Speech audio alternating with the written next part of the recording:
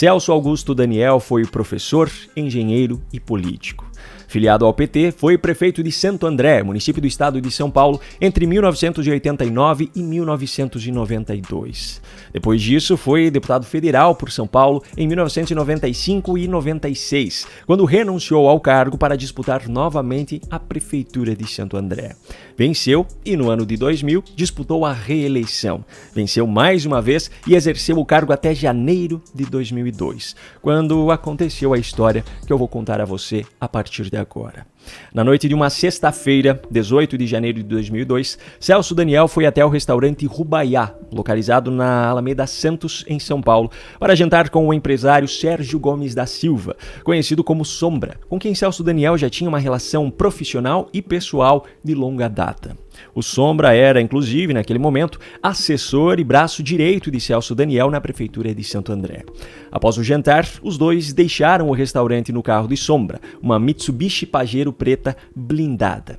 Testemunhas relataram ter visto o carro dirigido por Sombra passando em alta velocidade nas ruas de São Paulo, sendo perseguido por outros 3 veículos: uma Chevrolet Blazer, um Volkswagen Santana e um Fiat Tempra.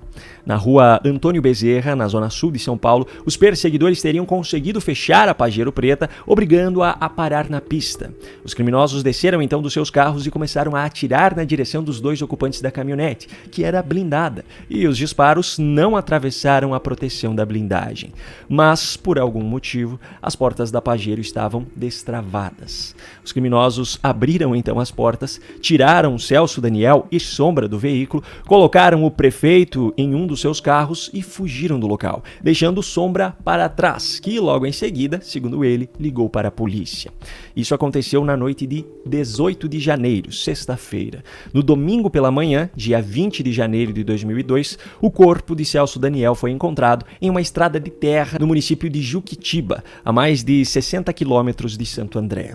A autópsia realizada no corpo apontou que Celso Daniel havia sido torturado e assassinado com tiros. As investigações começaram e, dali para frente, as coisas começaram a ficar cada vez mais estranhas. O Ministério Público apontou Dionísio de Aquino Severo como um dos sequestradores de Celso Daniel. Dionísio havia sido resgatado um dia antes do sequestro de um presídio em Guarulhos, em um resgate cinematográfico, por sinal. Criminosos tomaram como refém um piloto de helicóptero, obrigaram ele a fazer um voo, pousar dentro desse presídio para resgatar 2 presos e fugir do local. Um desses presos era Dionísio, que teria sido resgatado justamente para fazer o sequestro. Pois bem, cerca de 3 meses depois do sequestro e assassinato de Celso Daniel, Dionísio foi preso. Alguns dias depois da sua prisão, ele afirmou que teria algumas revelações para fazer sobre o caso.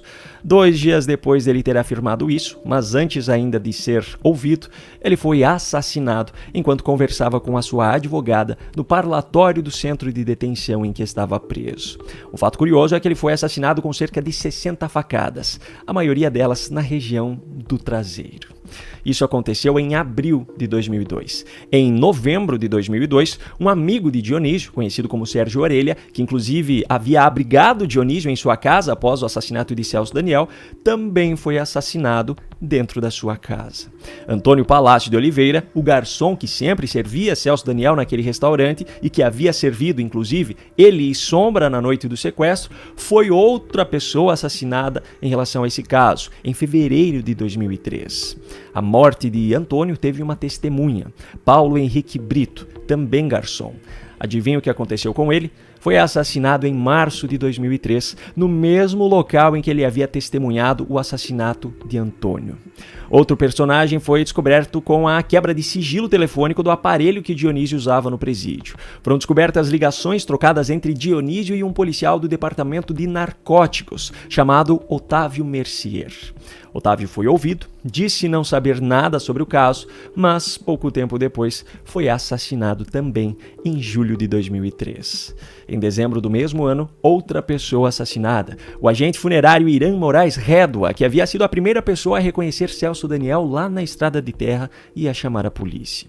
Mas os acontecimentos estranhos não acabaram por aí. No dia 19 de setembro de 2005, Carlos Del Monte Printes, o médico legista responsável pelo laudo do corpo de Celso Daniel, foi entrevistado por Jô Soares. Nessa entrevista, ele fez algumas revelações polêmicas a respeito do caso e a respeito daquilo que aconteceu durante a autópsia. Eu senti muita pressão política fora do governo, principalmente do deputado Luiz Eduardo Greenhalgh, de esclarecer como um crime comum, de não dar crédito àquilo que eu falava. E aí eu fui proibido de falar. Cerca de 20 dias depois, no dia 12 de outubro, Carlos Printes foi encontrado morto. Ok, agora vamos trazer para a discussão alguns fatos que podem estar relacionados com os motivos para que o crime contra Celso Daniel tenha sido cometido. É importante deixar claro que, ao longo do tempo, foram surgindo várias teorias a respeito dos possíveis motivos. No entanto, o que eu vou apresentar aqui não são teorias, e sim fatos sobre os quais já há conhecimento. Inicialmente, as investigações apontaram que teria sido um crime comum. Os sequestradores presos afirmaram, inclusive, que se tratava de uma escolha aleatória da vítima. Em 2003, no entanto, o Ministério Público fez uma nova denúncia sobre o caso, incluindo agora o Sombra como um dos responsáveis pelo crime. A partir dali, a história teve mais uma série de desdobramentos e eu vou tentar resumir ao máximo para você. Em 2005, promotores pediram novas investigações a respeito do caso, e essas investigações ficaram sob responsabilidade da delegada Elizabeth Sato. Uma curiosidade aqui, Elizabeth Sato é tia de Marcelo Sato, que na época era casado com Lurian da Silva, a filha mais velha de Luiz Inácio Lula da Silva. O Marcelo apareceu inclusive em uma matéria recente do Metrópolis, em agosto de 2023, que mostrava que ele já havia pegado naquele ano até carona com aviões da FAB. Mas, voltando à tia dele, a delegada Elizabeth Sato, ela encerrou as investigações 5 dias após o início, com a mesma conclusão das investigações anteriores, de que teria sido um crime comum. Em 2012, o caso foi reaberto pelo Ministério Público, e agora eu vou trazer alguns fatos relevantes que apareceram ao longo de todo esse período de investigações e que ajudam a entender um pouco melhor o caso. O Sombra mudou várias vezes a sua versão dos acontecimentos em seus depoimentos à polícia. Além da denúncia de envolvimento no sequestro e assassinato de Celso Daniel, Sombra também foi denunciado pela promotoria por corrupção e por fraudes em licitações. E qual era o esquema do qual ele fazia parte? Bom, Sérgio Gomes da Silva, o Sombra, junto com Klinger Oliveira, que na época era secretário de Serviços Municipais de Santo André, e o empresário Ronan Maria Pinto, que era dono de empresas de transporte, de coleta de lixo e também do ramo da construção civil, estavam envolvidos, segundo o Ministério Público, em um esquema que fraudava licitações do município e que cobrava propina de empresários. O dinheiro arrecadado nesse esquema inicialmente tinha como objetivo ser destinado a financiamento de campanhas do PT. E aí entra em jogo Gilberto Carvalho, que era secretário de governo da Prefeitura de Santo André na época em que Celso Daniel foi assassinado. Depois foi chefe de gabinete de Lula e ministro da Secretaria-Geral da Presidência no governo Dilma. No atual governo Lula, ele ocupa o cargo de secretário nacional de Economia Popular e Solidária, dentro do Ministério do Trabalho e Emprego. Gilberto foi acusado de ser o responsável por pegar esse dinheiro arrecadado no esquema lá em Santo André e levar até a sede do PT.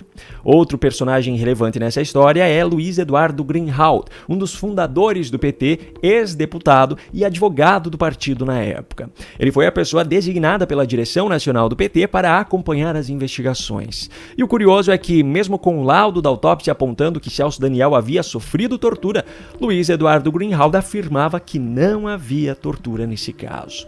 Segundo os irmãos de Celso Daniel, em entrevista também ao Jô Soares, o Greenhalgh teria feito de tudo para atrapalhar as investigações e fez de tudo também para que elas fossem concluídas como um crime comum. Ele dificultou aquilo que ele poderia dificultar, no sentido de terminar o mais rápido possível o inquérito, pressionando os delegados do DHPP, e no sentido que fosse concluído o inquérito como crime comum. Segundo eles também, no dia da missa de 7º dia da morte de Celso Daniel, o Gilberto Carvalho teria contado para eles sobre o esquema de corrupção que acontecia em Santo André e teria dito que ele mesmo levava o dinheiro pessoalmente e entregava a José Dirceu, que na época era o presidente nacional do PT.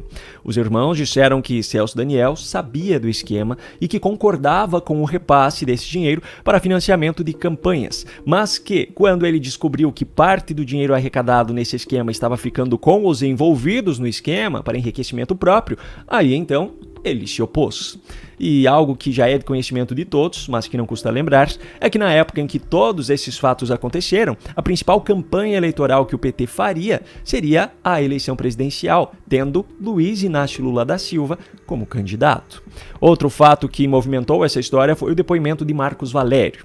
Marcos Valério é um empresário brasileiro que foi condenado por participar de esquemas de desvio de dinheiro público e pagamento de propinas para o governo do PSDB em Minas Gerais e no caso do mensalão do PT. No dia 1º de julho de 2022, a Veja publicou uma matéria trazendo com exclusividade alguns trechos da delação premiada que Marcos Valério fechou com a Polícia Federal.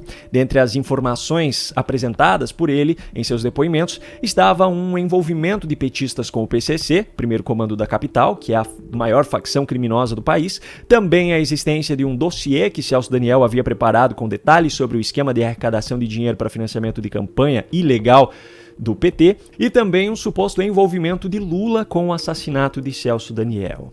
Esse suposto dossiê que Celso Daniel havia preparado teria sumido da casa dele no período em que ele foi sequestrado e assassinado. Valério afirmou ainda que Ronan Maria Pinto, um dos empresários envolvidos nesse esquema, chantageava Lula, ameaçando revelar os detalhes desse esquema de corrupção. Lembrando que isso são informações de Marcos Valério em seus depoimentos. Eu estou apenas contando a história. Agora, no fim das contas, o que aconteceu com os principais personagens envolvidos nesse caso? Ou, pelo menos, os nomes citados no meio dessa história? Bom, Sérgio Gomes da Silva, o Sombra, morreu em setembro de 2016, enquanto estava internado no Hospital Monte Magno, em São Paulo. Segundo seu advogado, ele enfrentava um câncer há 2 anos. O empresário Ronan Maria Pinto foi condenado e preso durante a Operação Lava Jato, por envolvimento em um esquema de corrupção na Petrobras. A notícia mais recente que eu encontrei sobre ele, que é de 2019, diz que ele havia progredido para o regime semiaberto. Klinger Oliveira foi condenado a 14 anos de prisão em novembro de 2017, mas foi preso somente em dezembro de 2018. Em um documentário lançado pela Globoplay em 2022, ele foi um dos entrevistados. Elizabeth Sato, a delegada que encerrou as investigações em 5 dias, esteve no comando do Departamento Estadual de Homicídios e Proteção à Pessoa, o DHPP, de São Paulo, entre 2013 e 2019, e voltou ao cargo em abril de 2022, por indicação de Oswaldo Gonçalves, que havia recém assumido a chefia da Polícia Civil. Em janeiro de 2023, no entanto, o secretário de Segurança Pública do governo de Tarcísio de Freitas, Guilherme Derrite, dispensou Elizabeth do comando do DHPP. Ela acabou indo para a função de delegada divisionária da assistência policial da Academia da Polícia. O sobrinho dela, Marcelo Sato, esteve com autoridades importantes da esplanada dos ministérios do atual governo Lula, fazendo lobby e buscando verbas do governo federal para clientes da sua empresa de consultoria. Sobre Greenhalgh, que foi um dos fundadores do PT e era advogado do partido na época, a notícia mais recente que eu encontrei foi do site do próprio PT, em dezembro de 2024, quando ele havia recebido o prêmio Franz de Castro Rosworth. Um dos irmãos de Celso Daniel, Bruno, é filiado ao PSOL e disputou as eleições municipais de 2024 como vice na chapa da candidata à prefeitura Beth Chirac, justamente do PT. O vencedor da disputa, no entanto, foi o candidato Gilvan, do PSDB, ainda no primeiro turno. Gilberto Carvalho, que foi apontado como responsável por levar o dinheiro das propinas recolhidas em Santo André para a sede do PT, hoje é secretário nacional de Economia Popular e Solidária dentro do Ministério do Trabalho e Emprego no atual governo Lula. José Dirceu, que era o presidente nacional do partido na época e supostamente recebia esses valores, como todos sabem, recentemente teve todas as suas condenações da Lava Jato anuladas pelo ministro Gilmar Mendes. E Luiz Inácio Lula da Silva, bom, hoje é o presidente da República.